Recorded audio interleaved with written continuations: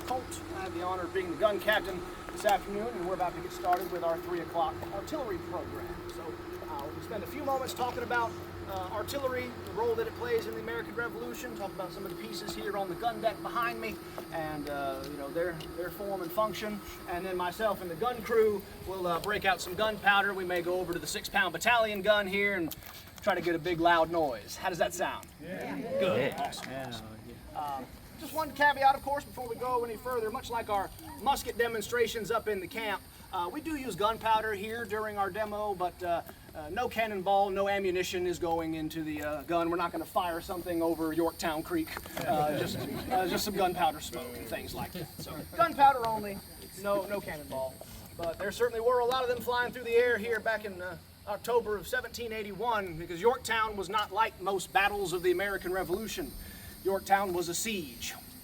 And in a siege, you have a lot of the army doing a lot of what it needed to do behind some type of cover or protection. There were soldiers here at Yorktown who, for a time, their main job was to dig trenches.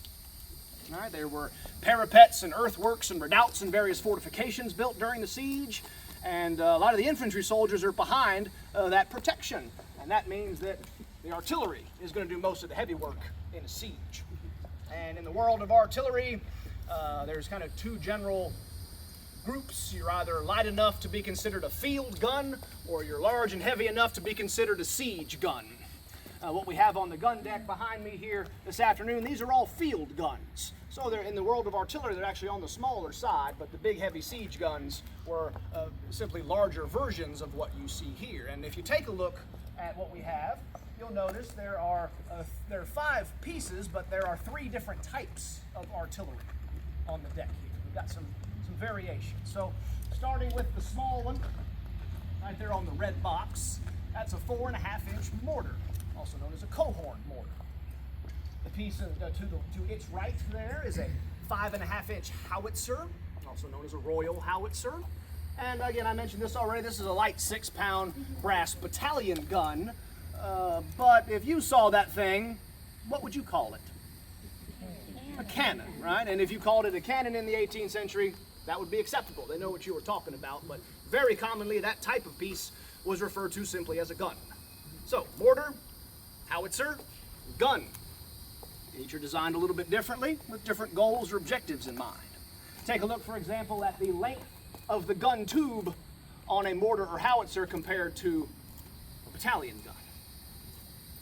The mortar and howitzer have the shorter tube. So what does having that shorter gun tube allow you to do? We can adjust the barrels up to higher angles. The enemy might be able to build large, impressive earthworks and fortifications, but we might have pieces like this that allow you to fire up and over those defenses. All right, so you might be able to bypass the enemy's fortifications. Also, mortars and howitzers could be made to fire explosives. There were bombs bursting in air here at Yorktown. Right? A shell or a bomb might look something like that. A cast hollow iron ball. And you're going to fill this thing up with gunpowder, and then you're going to insert one of these. A hollow wooden fuse.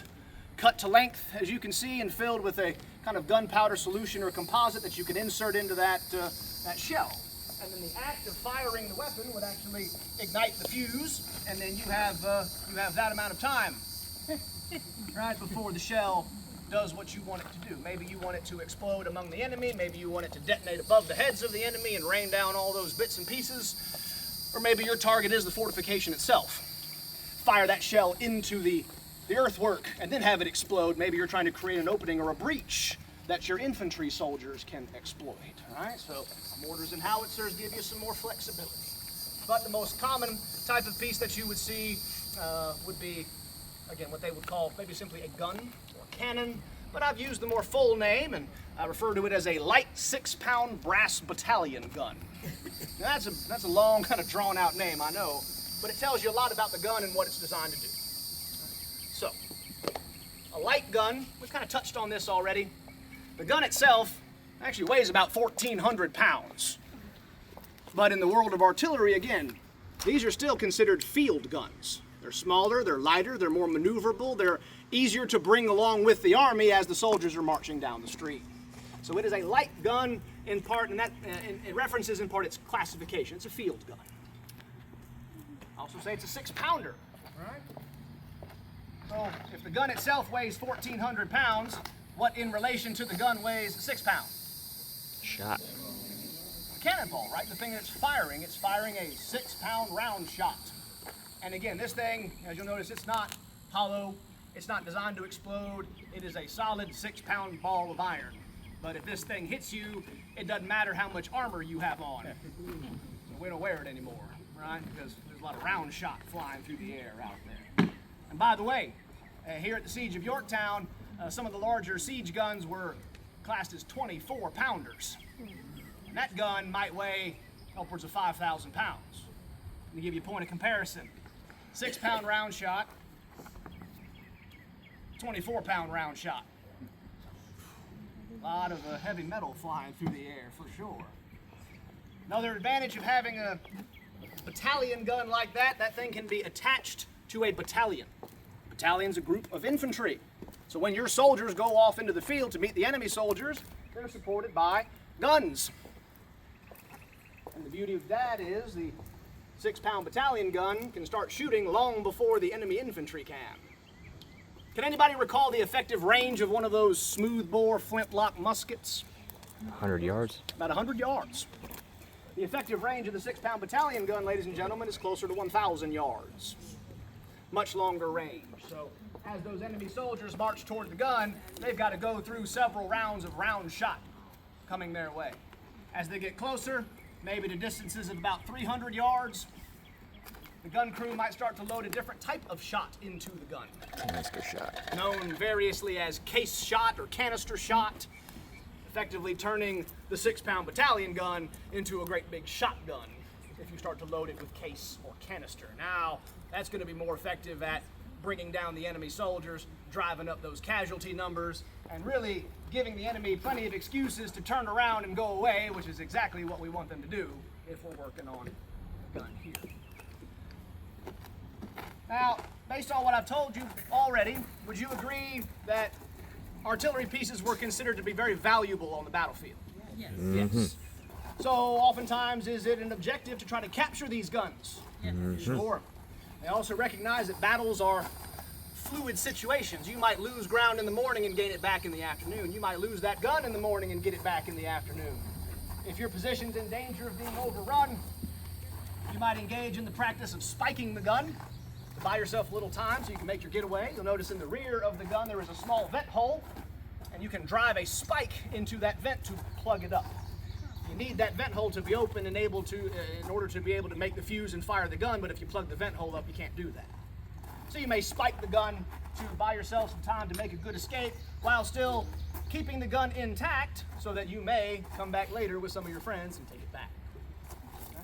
Now normally, there may be a group of anywhere between 10 to 15 people attached to one of those guns. Most of those men were known as matrosses. And the job of the matros is to move the gun and defend the gun. But 5 or 6 of those gunners would actually be involved in the process of loading and firing the weapon. Now, for most of these types of things that the soldiers will practice, I want you to consider that we have just fired the weapon. All right? Bang. We just fired it. That's where the whole process starts. Firstly, what goes into the gun looks like this. That 6-pound round shot is attached to a bag of powder, roughly 1/3 the weight of the shot. So this is called a fixed round. This whole thing goes into the gun at once. All right? Now, if this thing gets fired out of the gun, is it possible that there might be some debris and stuff left over? Yes. So step 1 is to try to clear out the barrel. Using something called a worm or a wad hook, you insert that into the tube in an effort to grab onto any debris that might be left over. Then a gunner on the other side will make use of a lamb's wool sponge to literally sponge out the tube, to extinguish any sparks, to cool the barrel, to swab it out, and again, trying to make sure there's no flammable stuff on fire that's still inside the gun. The ammunition will be brought up. Again, the fixed round, it's very much like that. Will be inserted into the muzzle, and then the other end of the sponge is a flat wooden rammer that is used to ram the charge to the rear or the breech of the gun, so that it should be underneath the vent. The ventsman will use a vent pick to try to break open the bag of gunpowder, which should be underneath the vent hole. and then they may pour loose powder into the vent hole, or maybe insert something called a quill, which would be filled with gunpowder in an effort to create a continuous stream of powder from the outside to the inside. And then finally, the lens stock has a piece of slow match burning here at the top. That's what will be used to touch off the powder at the vent hole and discharge the weapon. Altogether, the whole process should take about 30 to 45 seconds for a well-trained gun crew. Now, myself and my colleagues are going to demonstrate a combat load for you, go through some of the same motions that you see the soldiers in the Continental Army performing as part of the artillery. You'll notice myself and my colleagues are all using hearing protection, because I'll wager this might be the loudest thing you hear all day. So I highly encourage you when the time comes to cover your ears. You can use whatever method you would like. I'm not here to judge you, right? You can stick your fingers in your ears. You can cover them up with the palms. You can push on the tragus, whatever works for you. You can use your own hearing protection, all right? But when I am about to give the command to fire, I'll give the command to make ready. But when I say make ready, that's the signal to cover up your ears, all right? I'll say make ready, I'll count 3, and then I'll go ahead and give the command to fire. Now, once the weapon has been cleared, we can drop the rope here, and then you folks are welcome to come up onto the gun deck if you would like. You can take pictures, you can ask questions. That's certainly fine. Let's just make sure the gun is clear and everything is safe before we do so.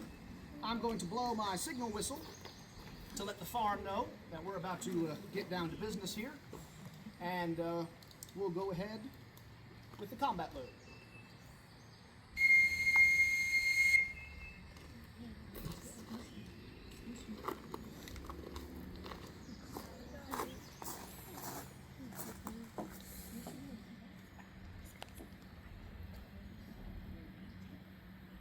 Gun, attention! Search piece!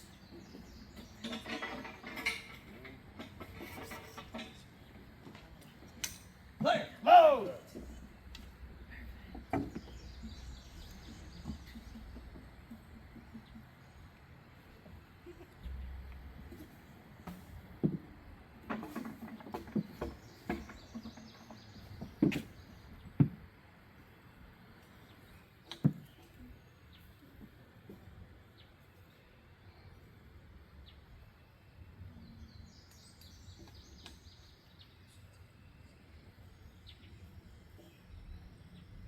Make ready! 1, 2, 3, fire! Secure the piece.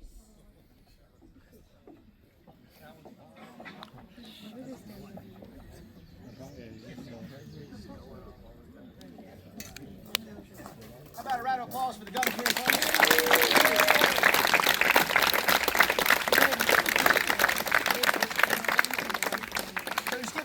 Context before or while the weapon's being cleared. I mentioned these are all field guns that we have here on the deck. Give you some comparison to some actual guns that were in use during the siege. The 4.5-inch mortar is called that because the muzzle, the width of the opening in the barrel is 4.5 inches across. At the siege of Yorktown, there were 11 and 13-inch mortars. Those mortars were capable of firing shells that weighed over 200 pounds. And at the peak of the siege, the Allies had about 100 different artillery pieces in operation, and they were able to average a rate of fire of 1 round per minute for 24 hours. And that's the peak of the siege. A lot of material flying through the air, a constant barrage day and night, and it is the artillery that does most of the heavy work in a siege, and it plays a critical role in what is the last major land engagement of the American Revolution here at Yorktown. So I want to thank you all for spending some time with us. We appreciate it.